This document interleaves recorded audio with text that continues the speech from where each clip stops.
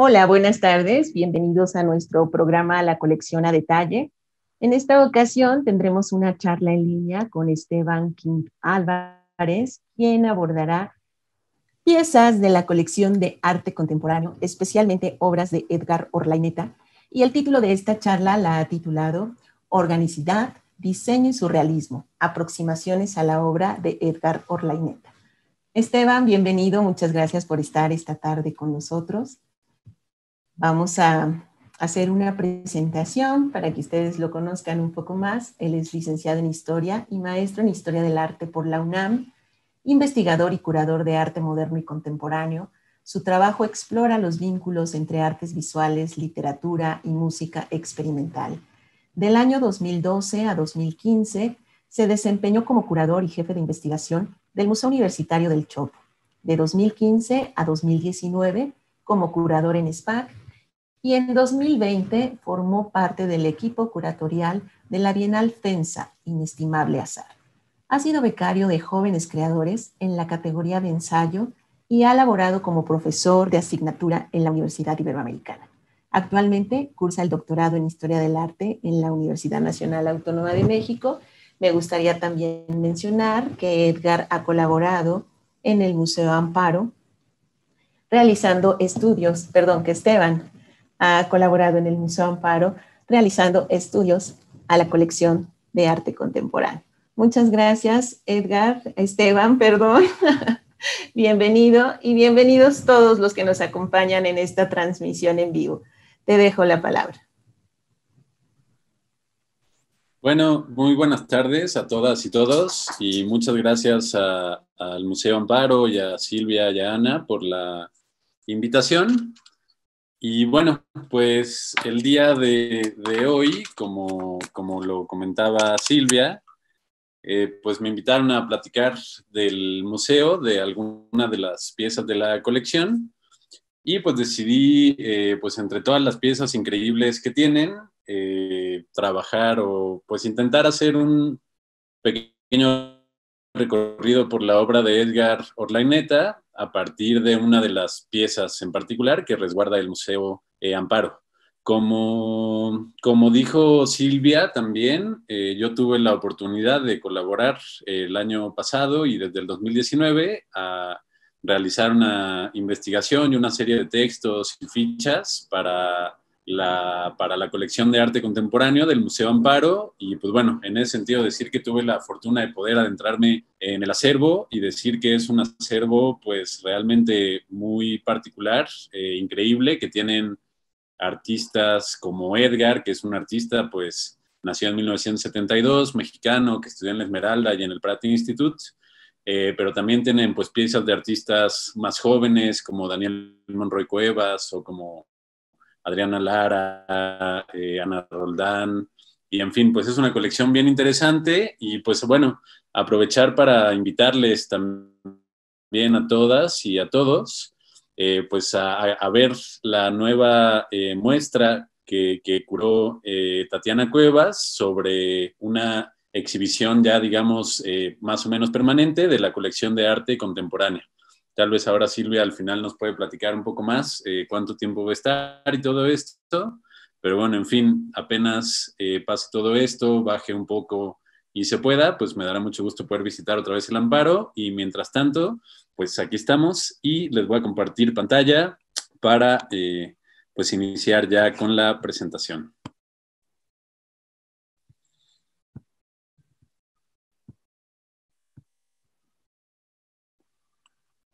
Bueno, creo que ahí ya espero que se vea y se escuche bien. Y bueno, esta aproximación a la colección del Museo Amparo la intitulé Organicidad, Diseño y Surrealismo, aproximaciones a la obra de Edgar Orlaineta, porque, pues bueno, van a ver que, pues ahorita lo vamos viendo con calma, pero Edgar Orlaineta es un artista que trabaja mucho con el diseño moderno y también con el diseño en particular de la posguerra, que estuvo muy influenciado por el biomorfismo, a partir también del legado surrealista en esos años. Y pues bueno, en ese sentido, lo que buscaré es ir como planteando de alguna forma cómo ir desmenuzando, entendiendo pues cada parte de su trabajo y los elementos que lo conforman. Entonces, bueno, para iniciar, está esta fotografía.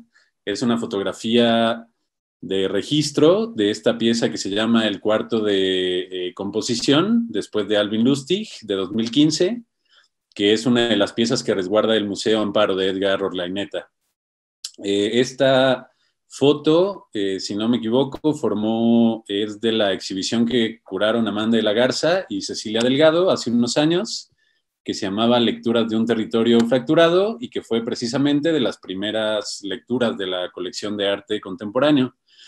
Y quisiera iniciar con esta imagen un poco también para que vamos a ir descomponiendo a lo largo de esta charla, que espero sea de su interés, los diferentes elementos que conforman esta pieza en particular.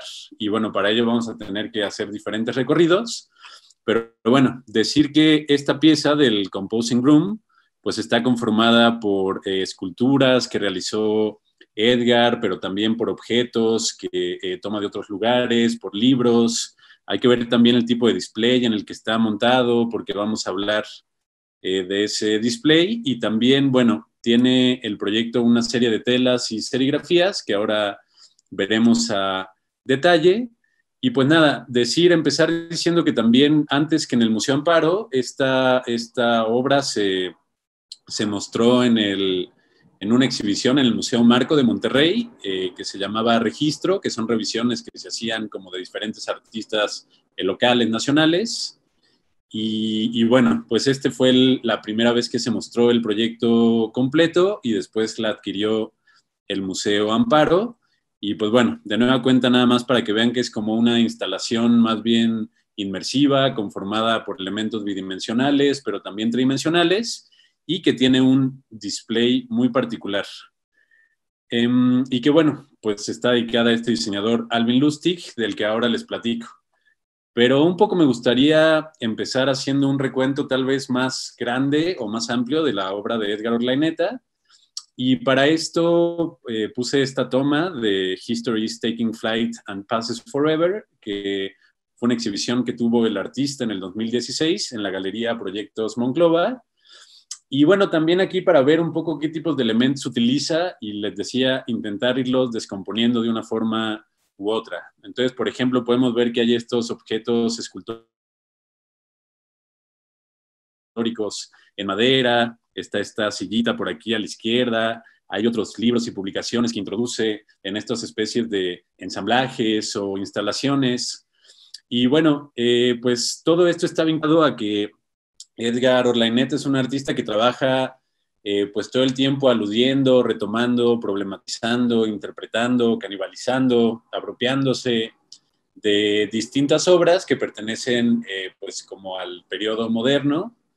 Y de hecho esta exhibición, y ahora lo veremos con más calma, estaba también dedicada a un escultor y diseñador también, que es Isamu Noguchi, que bueno, él estuvo él era japonés y estadounidense, y bueno, durante la Segunda Guerra Mundial, después del bombardeo de Pearl Harbor en Estados Unidos, como 2 meses después, se hicieron una serie de campos, como una especie de campos de reclusión para los japoneses estadounidenses. Y él, aunque no debía estar ahí, decidió voluntariamente ir a uno de estos campos y estar como prisionero en estos campos. Y justo en una carta que le escribe al fotógrafo surrealista Man Ray, le dice esto, ¿no? The history is taking flight and passes forever. Y bueno, esto para decir que también vamos a ver que la obra de Edgar pues tiene que ver con el diseño, pero también está atravesado obviamente por referencias artísticas, pero también con cuestiones sociales, con cuestiones del mercado, con cuestiones artesanales, de la reproducción en masa, de la reproductibilidad, del sensorio, de la historia, de este tipo de legados. Entonces, bueno, un poco en mente con esa pregunta de quién es este artista, qué es lo que hace, pues les presento y para ir descomponiendo, digamos, estos elementos, pues están estas obras, son del 2000, 2010, 2005, y aquí se puede ver un poco el tipo de estrategias que Edgar utiliza.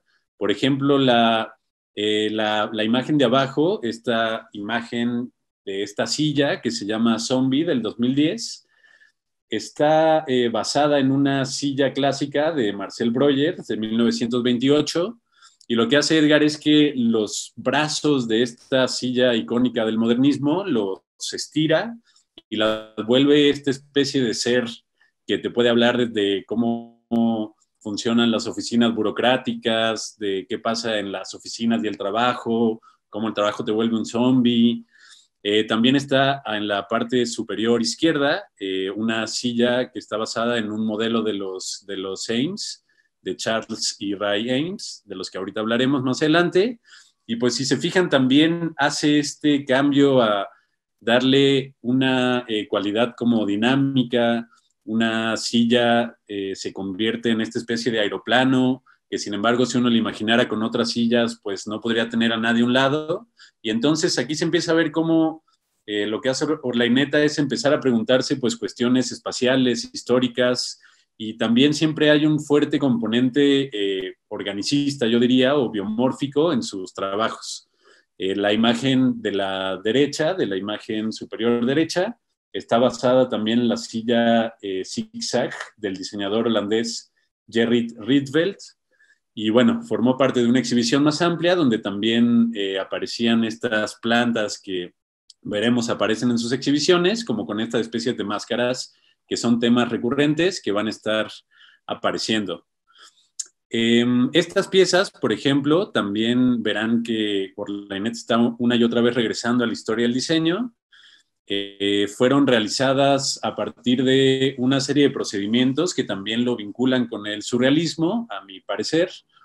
El surrealismo, como saben, pues fue una vanguardia muy extendida en el siglo XX, y algunas de las prácticas que propiciaba era la de trabajar también con objetos encontrados de la vida cotidiana. Recordarán que Breton, por ejemplo, en Nadja o en algunos de sus escritos, recorre las calles intentando tener estos encuentros azarosos, eso que llamaba el azar objetivo, y que propiciaban en quien se encontraba con un objeto que algo le despertara de su propio inconsciente y que tuviera una especie de revelación a partir de estos objetos y a partir de estas prácticas deambulatorias. Estas piezas de Orlaineta, como Ostrich del 2003, todas tienen esta cualidad biomórfica, y de hecho esta, por ejemplo, Ostrich es como una clásica silla vienesa de las que diseñó Michael Tonet en el siglo XIX. Él era un vienés que fue de los primeros en lograr que la madera se curviera no a través de una técnica, digamos, completamente artesanal y una a una, sino de un proceso más industrial que le permitió producir sillas a gran escala que tuvieran madera curviada. Y bueno, lo que Orlaineta hace, por ejemplo, en Ostrich, es ponerle partes de paraguas que encontró en las calles y ensamblarlos en esta silla, que se vuelve algo entre una silla y una escultura y un objeto encontrado, y que, bueno, tiene también esta cualidad, si se fijan, como biomórfica u orgánica. El caso es el mismo con esta escultura que está aquí arriba, que pues es una alusión directa a una obra muy famosa de Picasso, que resguarda el MoMA, y en la que también pues hay este juego entre un objeto industrial y lo que puede parecer orgánicamente. De igualmente, pues Pavo Real es como una idea similar, y Mariposa, por ejemplo, también está realizada con una serie de piezas y fragmentos que se encontró en las calles de Brooklyn, y que, bueno, fueron de hecho luego lanzadas al río y se perdieron como una especie de animal, digamos. Y bueno, si se fijan el nombre Mariposa, pues es de nueva cuenta un señalamiento, digamos, a esta organicidad que está muy presente en su trabajo. Pero bueno, además de todo esto y de estas citas, pues también Orlaineta ha trabajado, por ejemplo, con piezas que empiezan a cuestionar la distinción también entre el gran arte, la historia del arte canónica, y objetos de consumo cotidiano. Digamos que este es el caso del frutero, esta imagen de la izquierda. Es una obra en la que pues, la parte de arriba está conformada por dos fruteros que podemos encontrar en muchas casas en México, en los mercados, bueno, que están en muchos lugares, es un objeto de consumo que se produce a gran escala, y la parte de abajo está conformada por lo que serían como el asiento y el respaldo de sillas que diseñó el diseñador también estadounidense, nacido en Italia, Harry Bertolla. Y aquí lo que es interesante es que Orlaineta, digamos que pone dos elementos, que uno es como el alto diseño, la gran historia del modernismo, en conjunción con un objeto cotidiano, los junta, los vuelve un frutero, ahí están las naranjas y los cítricos encima de todos ellos, y de alguna manera pues problematiza esta distinción, ¿no?, entre lo alto y lo bajo, que también las teorías, digamos, en algunas de las teorías historiográficas sobre qué es el modernismo, por ejemplo, está el famoso libro de La Gran División de Andreas Huysen, pues dicen que el modernismo se caracteriza, entre otras cosas, por hacer esta distinción tajante entre el gran arte y el arte de consumo de masas o el arte popular. Y digamos que esta es una pieza pues, que rompe con estas ideas. Del lado derecho tenemos este portanaranjas, y bueno, pues es una pieza que también con algo de humor, con ironía, pues es una alusión muy clara al famoso bottle rack, a un ready-made de Marcel Duchamp, y de esta manera pues vemos cómo el artista también empieza a tejer una serie de vínculos y de diálogos con no solo el diseño moderno, sino también el legado modernista en el arte, y cómo se vinculan el uno con el otro.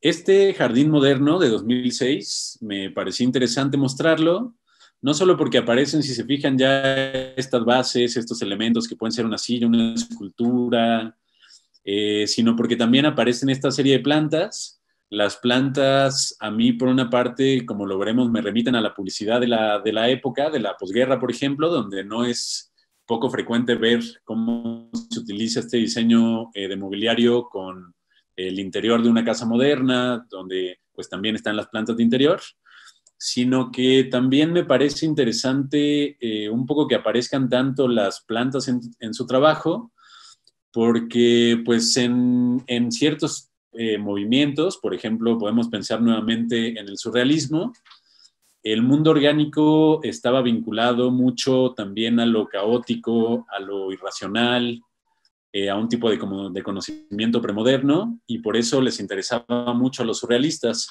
Roger Caillois, por ejemplo, escribió profusamente sobre la naturaleza, y en particular sobre la mantis y pues todas sus peculiaridades. Y se ha visto cómo incluso Breton, esto lo ha estudiado Donna Roberts, pues tomó mucho también del discurso científico decimonónico, pero incluso también de las cámaras de maravillas, para acuñar el concepto de lo maravilloso. Y las cámaras de maravillas eran estos lugares que preceden al Museo Moderno, donde no había una distinción tajante entre el mundo humano y el mundo natural, sino eran otro tipo de colecciones donde, digamos, eran una especie de micro representación del cosmos, ¿no? Y bueno, pues se me hace interesante a mí ver estos elementos en la obra de Orlaineta, porque empieza, si se fijan, a tener muchos diálogos que se abren a muchísimas direcciones. Y en fin, bueno, ahí pueden puestas, por ejemplo, directamente sobre el piso, rompiendo también con la idea moderna de que la escultura va sobre un pedestal, subrayando el eje horizontal en vez del vertical, etcétera, etcétera. Otra de las cosas que creo que es interesante en el trabajo de Orlaineta, también experiencias inmersivas en las cuales se apela a todo el sensorio humano, ¿no? Es decir, no solo hay en sus obras una dimensión táctil, áptica, hay una dimensión visual, obviamente, en el cual uno se mueve por el espacio, sino que, bueno, también hay en muchos de sus trabajos alusiones a la música, por ejemplo, y al sonido, e incluso él mismo ha utilizado en varias de sus obras, pues como música, ¿no?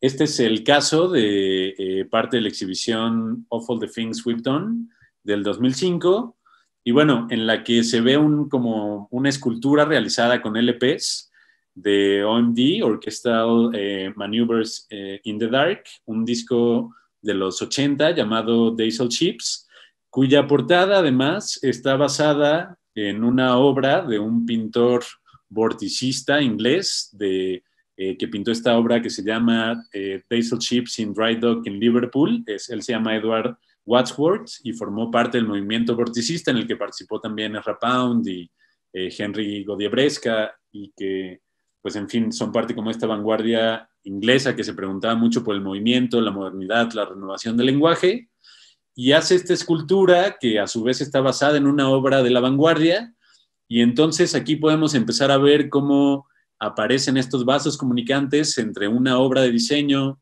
que retoma una pieza de pintura, pero que a su vez aparece como una dimensión aural. Es un disco de música experimental de los 80 y que está presente en esta exhibición. I Would Prefer Not es también una exhibición donde toda esta, digamos, estructura tubular de acero emula lo que sería una oficina.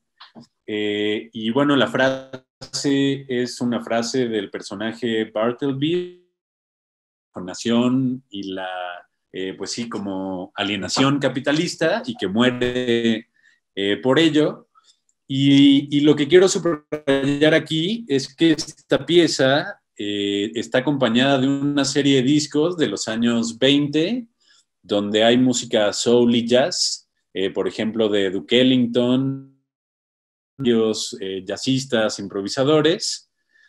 Y bueno, también ahí, si se fijan, está la dimensión visual, áptica, musical, pero creo que otra de las cosas interesantes que pasa, que propicia el trabajo de Edgar Orlaineta, historicista, es decir, que nada más sea como un libro de historia que te dice qué pasó en ese momento. Se pregunta un poco de cómo leer estos legados hoy en día. Por ejemplo, esa música subversiva de los años 20, ahora 100 años después, pues está la pregunta de cómo la interpretamos, qué se ha vuelto, cómo la vemos hoy en día. Y creo que eso es una dimensión que yo llamaría anacrónica en el mejor sentido de su trabajo, es decir, que se pregunta muy desde el presente por todas estas obras del pasado, que atraviesa toda su producción. También parte de lo que ha hecho Edgar Orlaineta es trabajar con figuras icónicas del arte y el diseño modernos y, pues bueno, explorarlas muy a profundidad. Van a ver que es alguien que pues se ha echado unos clavados incluso a archivos para poder realizar estas investigaciones, además de a la bibliografía que existe sobre todos estos personajes y movimientos. Y bueno, creo que un caso emblemático de esto es, por ejemplo, el caso de la pareja de los Sims, que están en esta foto, de Ray y Charles Sims. Son una pareja que se volvieron sobre todo pues muy populares en la posguerra, los años 50, y muy su producción se inició, que Vitra además todavía pues ahora tiene una colección muy grande en Suiza de arte contemporáneo y también de diseño, donde pues se cuentan todas estas historias. Y bueno, esta foto es como particularmente, además de que es como una foto muy bonita, pues se ven también estas estructuras que crearon de algunas de sus sillas emblemáticas que están en la parte superior derecha y que luego van a ver cómo las reutiliza o cómo reaparecen en el trabajo de Edgar Orlaineta. Aquí, por ejemplo, nada más les ponía esta publicidad de Herman Miller, que era como el lugar para la publicidad en esos años, donde se ve esta silla central de los Sims al lado de una plantita, como hace muchas veces este display. Pero bueno, se pone en la publicidad que si hay una silla que va a ser recordada en el 2061, y eso dice toda la publicidad, pues va a ser esa silla de los Sims, precisamente. Y bueno, los Ames también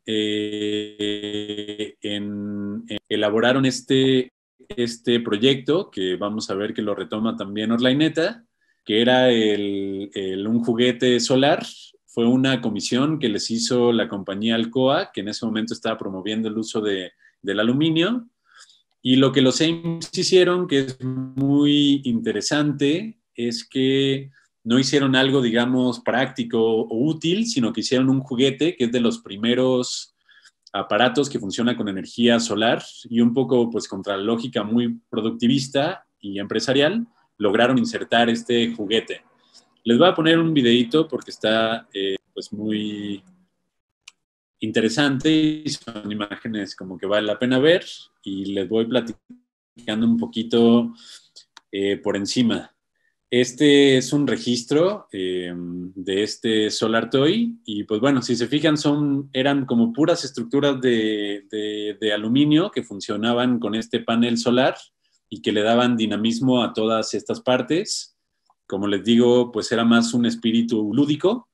Y lo curioso es que parece que no sobrevive ninguna copia de uno de estos modelos de los Sims y que en realidad pues se han perdido y que existen nada más por partes. Y lo que se propuso Edgar Orlaineta un poco al revisitar estas obras, esta obra en particular, pues fue como reproducirla, pero reproducirla también de una manera artesanal, es decir, utilizar el aluminio y cada una de las partes para reconstruirla, fue buscando partes que encontraba en ciertos sitios de venta, en internet, y así logró hacer una reconstrucción un poco de de este juguete solar muy emblemático de los Sims, que realizó él mismo en su taller y que me permite también hablar de otra de las cualidades de su trabajo. Y es que, como lo veremos en la imagen a continuación, Edgar Laineta, aunque está aludiendo mucho a toda esta producción en serie o al diseño, pues que se produce de manera industrial, también es alguien que trabaja desde técnicas y perspectivas muy artesanales. Es decir, él en su taller tiene pues un montón de herramientas y un montón de tornos y un montón de madera que trabaja y que trabaja él directamente con sus manos. Creo que eso también sin ningún tipo de prejuicio contra quienes producen sus obras, es una condición del arte contemporáneo y que en la que se había autorizado, por ejemplo, en la vanguardia rusa desde 1917, si uno piensa en el libro de Nikolai Tarabukin, del último cuadro de Caballete, pues es muy común que hoy en día los artistas produzcan sus piezas no con sus manos, y eso a mí eso me parece perfectamente bien. Y sin embargo, Edgar Orlaineta trabaja mucho directamente sus piezas y fue así que reconstruyó también este juguete de los Sims. Y bueno, aquí a la derecha se ve una imagen recientísima de su taller, donde se ve el tipo de procesos manuales que trabaja y que le dan a su trabajo también esta dimensión de carácter más artesanal. Otro de los pues referentes en su obra, como lo veremos a continuación, pues es Isamu Noguchi, este escultor, artista, diseñador japonés-estadounidense del que les platicaba al inicio. Y bueno, por ejemplo, aquí se pueden ver algunas de las obras de Noguchi, que pues estudió escultura, a finales de los años 20 fue asistente de Brancusi, lo cual pues también le dio como un giro muy radical a sus propias producciones. Y como él mismo reconoce, durante los años 30 y 40, pues se vio mucho bajo el influjo del surrealismo, porque el surrealismo pues era algo que estaba, ¿no? en el aire en esos momentos. Entonces también lo que es interesante de Noguchi, que como se puede ver en la imagen de la derecha, hizo obras públicas, juegos, el Museo Tamayo tuvo una exhibición de sus jardines y esculturas públicas hace poco, hizo también mobiliario, estas paredes orgánicas, pues por cierto que esto es una fotografía tomada en el Museo Noguchi en Nueva York, que está en Queens y que vale mucho la pena visitar. Pues también tiene este otro proyecto escultórico que van a ver, ahorita lo veremos aparecer muy icónico de su producción, donde aparece esta especie de homenaje al hombre, como era su título original, pero que se convirtió luego en un proyecto para ser visto desde Marte, que pues no llega a hacerse nunca a una gran escala para verse desde Marte, pero subsiste como esta especie de homenaje a la humanidad y que bueno, también trabaja, si se fijan, con todo este biomorfismo que luego va a ser muy característico del ámbito de la posguerra. Esta es una pieza ya de Edgar Orlaineta, que formó parte de la exhibición La Historia, Ella Misma y Yo, que tuvo en el Museo Universitario del Chopo, aquí en la Ciudad de México, en el año 2014.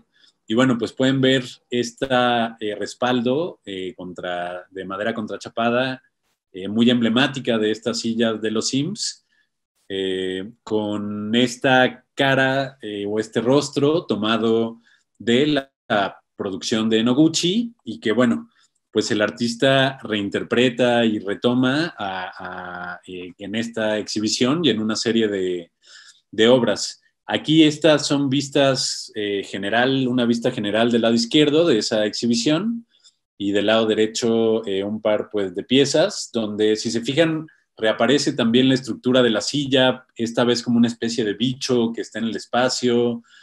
Aparecen estas esculturas que son como mesas, pero al mismo tiempo son esculturas y están puestas de manera horizontal sobre el piso directamente, con todos estos motivos y tallas. Están, si se fijan, también una serie de respaldos donde se alude, por ejemplo, esta manita que nos recuerda a alguna obra de Duchamp, pero que están todos estos motivos también biomórficos, que haya también alusiones al arte popular.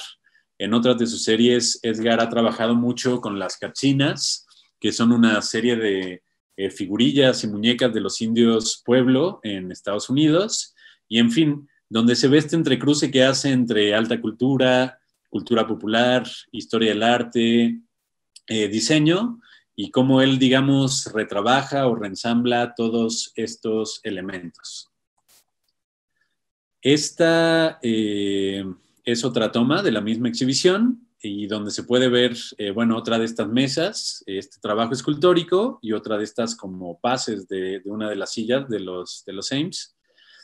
Pero también, por ejemplo, se ve este homenaje al rectángulo, que, bueno, pues obviamente es una resonancia al homenaje al cuadrado de Joseph Albers.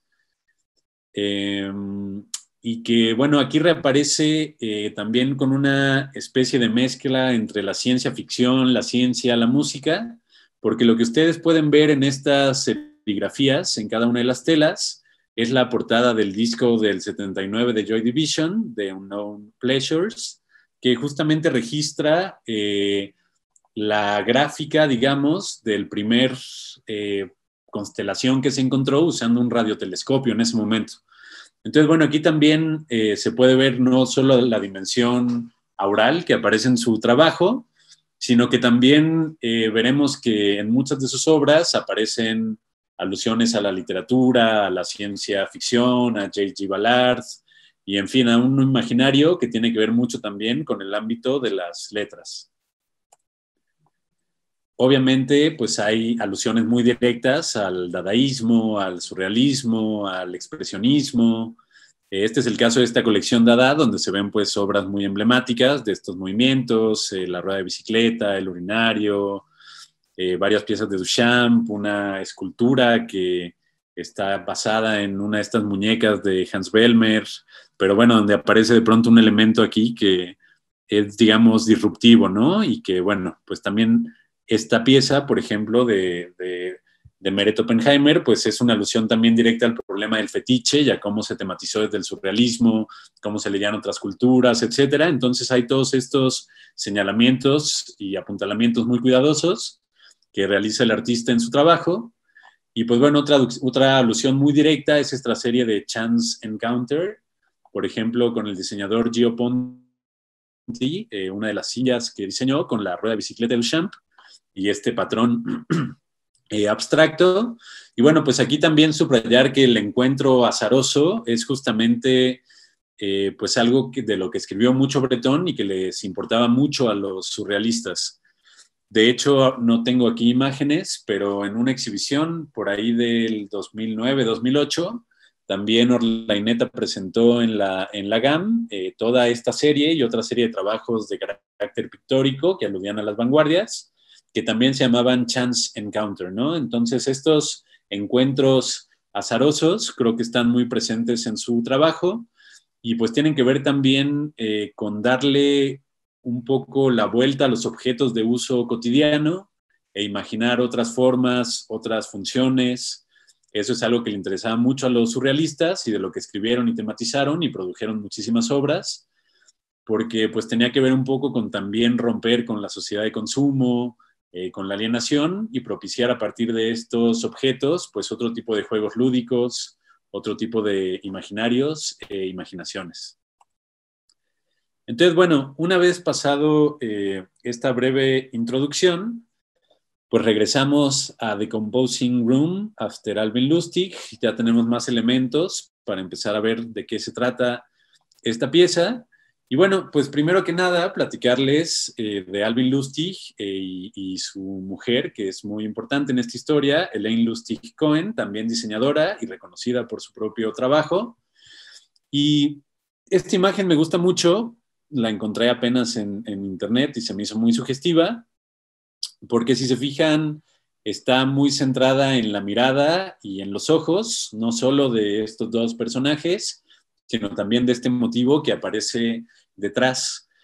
Y esto es importante porque Lustig fue un diseñador que vivió de 1915 a 1955, vivió solo 40 años y tuvo, sin embargo, una prolífica carrera en el ámbito editorial, pero también el diseño de mobiliario, de telas. Y desde 1950 más o menos se le agravó la diabetes que tenía y el último año de su vida, de hecho, se quedó completamente ciego. Aún ciego, logró diseñar varios de sus trabajos gracias a que iba él pensando en su mente un poco qué tipo de patrones quería utilizar, qué imágenes, qué colores, y con sus colaboradores y en especial mucho con su mujer, pues logró todavía ciego materializar muchos de sus diseños gráficos. Vamos a ver que de aquí nace toda una serie de problemas y toda la serie de la que pues trata el trabajo de Orlaineta, entre otras cosas. Estas son una selección de las portadas que Alvin Lustig realizó para la editorial New Directions Publishing de Nueva York. Esa es una editorial que fundó James Laughlin en 1936 y la fundó nada más y nada menos que por una sugerencia del poeta Ezra Pound. Él estudiaba en Harvard y decidió abrir esta editorial que sigue existiendo hasta nuestros días y que, bueno, se volvió muy icónica y que además publicó toda una serie de nuevos clásicos que precisamente le tocaba ilustrar a Lustig. Como pueden ver también, Alvin Lustig es alguien que retoma muchos motivos pues, que se pueden vincular con artistas como Matisse o como Miró o como Calder, pero que también están embebidos de esta organicidad característica del surrealismo. Y bueno, pues estas son alguna selección de las camisas que diseñó para los libros, ¿no? La camisa es esta cosa que a veces tienen los libritos y era justamente lo que diseñaba Lustig para esta editorial. Estas son, también hizo diseño para muchísimas revistas y estas son algunas de la revista Industrial Design y lo que es interesante es que estas son de 1954 y son diseños que realizó una vez que ya se había quedado ciego. Entonces, bueno, pues de aquí nace precisamente también todo el proyecto del alfabeto ciego, después de Alvin Lustig, de Orlaineta, porque también años antes, para una productora de telas, esta que se ve acá abajo, es el logo Incantation Fabric para la Laverne Co., Lustig diseñó una especie de alfabeto, logotipo visual, que es indescifrable, es como una escritura que nadie sabe qué es, si se fijan, tiene motivos orgánicos, parecen de pronto personas, por otra parte se podrían relacionar con los jeroglíficos egipcios, con algunos motivos del hebreo, se podría también vincular con el lenguaje de los hobos, de los vagabundos que ponían afuera de las casas para saber si ahí les iban a dar comida, si podían pasar por ahí o no, si era buen lugar, etc. Y entonces, a partir un poco de la ceguera de este diseñador y de este alfabeto, Edgar Orlaineta empezó a realizar una serie de obras que de alguna forma canibalizan todo esta encantación y la lleva desde a telas, serigrafías, a esculturas sobre soportes bidimensionales, al piso, y entonces es un motivo que se empieza a multiplicar. Esta, por ejemplo, es una serigrafía sobre lino que se llama Encantación, como Incantation, como el motivo que diseñó Lustig. Y bueno, este, por ejemplo, es síndrome Pollock azul y el que sigue es síndrome Pollock rojo. Y entonces aquí se empiezan a tejer también otros diálogos con el arte de ese momento.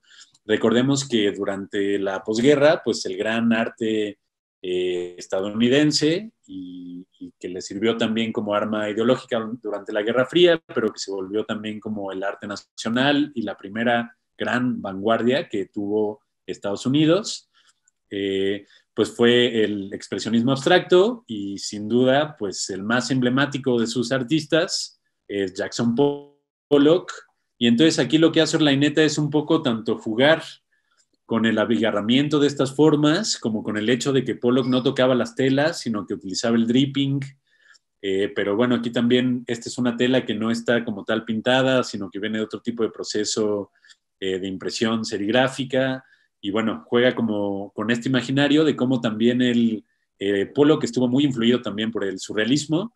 Y de hecho, pues mucho de su trabajo pues tiene que ver con esta idea del expresionismo abstracto, tiene que ver con el pintor reflejando un poco su interioridad en el ámbito bidimensional y espacial.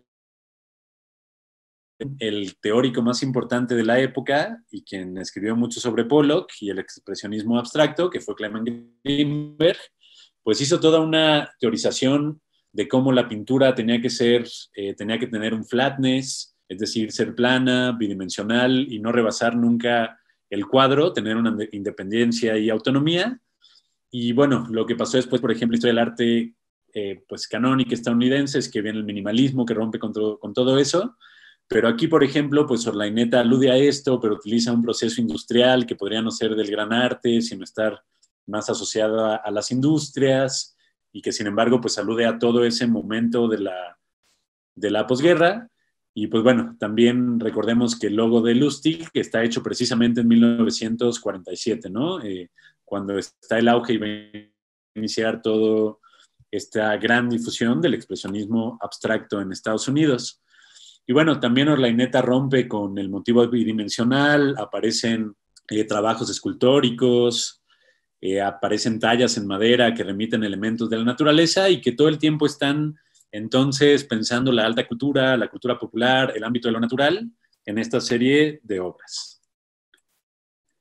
Estas, por ejemplo, se llaman Incantation y son logos que ya se desplazan por el espacio completamente, que dejan de estar ya supeditados al ámbito bidimensional y que pueden ir enclavados directamente en un muro. Estas son piezas que tiene el amparo también.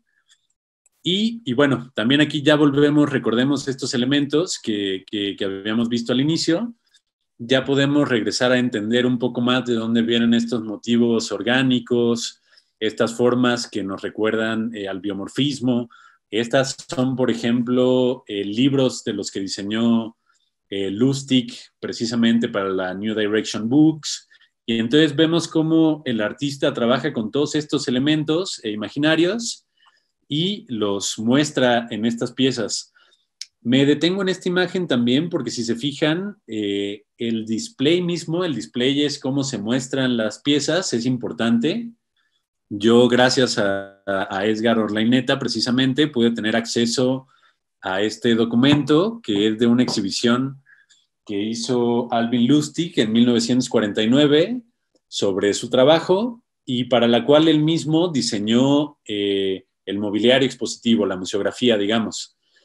La exhibición estuvo en Minneapolis, Nueva York y Los Ángeles, y lo que tenía que cumplir era que fuera fácilmente trasladable para hacer una exhibición itinerante, pero pues que contara también con un diseño interesante para cómo mostrar sus obras. Entonces, bueno, si se fijan, por ejemplo, el título de esta reseña de la exhibición es que Lustig dibuja con el acero como con un lápiz muy, muy fino, ¿no? De una manera muy precisa. Y pues si se fijan, mobiliario que diseñó estaba hecho por estas pues barras de acero que eran fácilmente colgables o que se ponían poner directo en el piso que eran blancas y negras, pero que además tenían los colores primarios puestos con laca en algunas zonas, y que, bueno, pues también aluden ahí al problema de la mirada. Si se fijan, es los colores primarios del cian, magenta, yellow, black, como de la impresión CMYK. Y entonces hizo esta exhibición donde enseñaba su propio trabajo, pero a partir de una museografía que él mismo había diseñado. Y bueno, es precisamente que por eso pongo esta imagen otra vez aquí, porque esta pieza que tiene el Museo Amparo no solo recoge todos estos elementos del diseñador y no solo problematiza todo el asunto del alfabeto ciego, de este alfabeto ilegible de este diseñador que diseñaba todavía estando ciego, sino que también, si se fijan, retoma incluso el display original con el que se exhibía el trabajo de Lustig.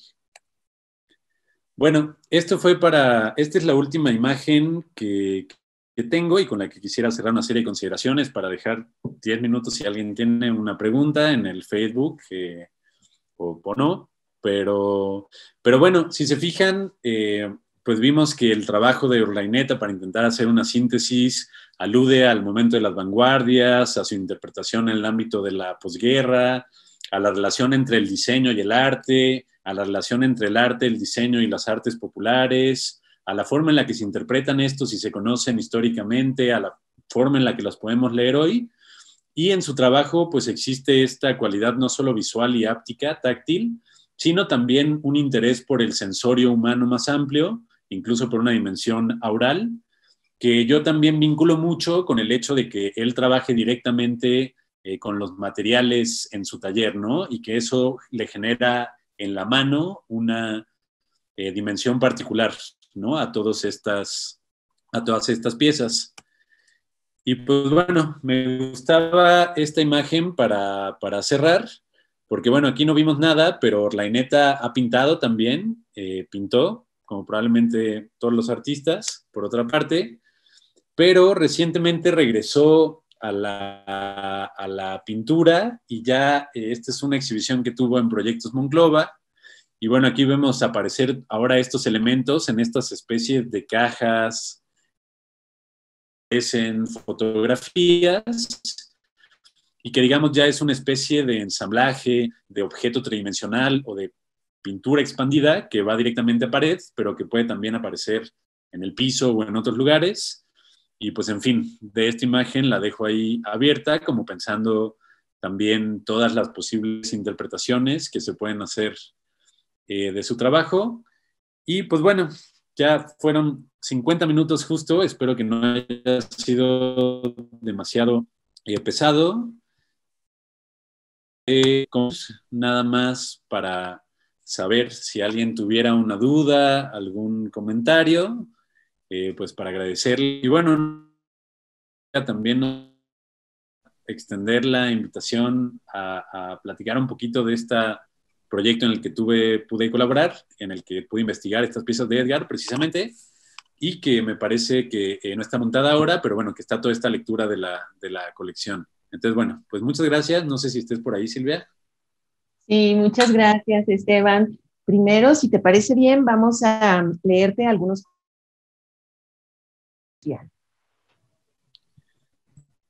Pues no, me parece que no. Ojalá no esté yo metiendo la pata aquí, pero no, él estudió en la Esmeralda y luego en el Pratt Institute, pero él estudió arte hasta donde yo sé.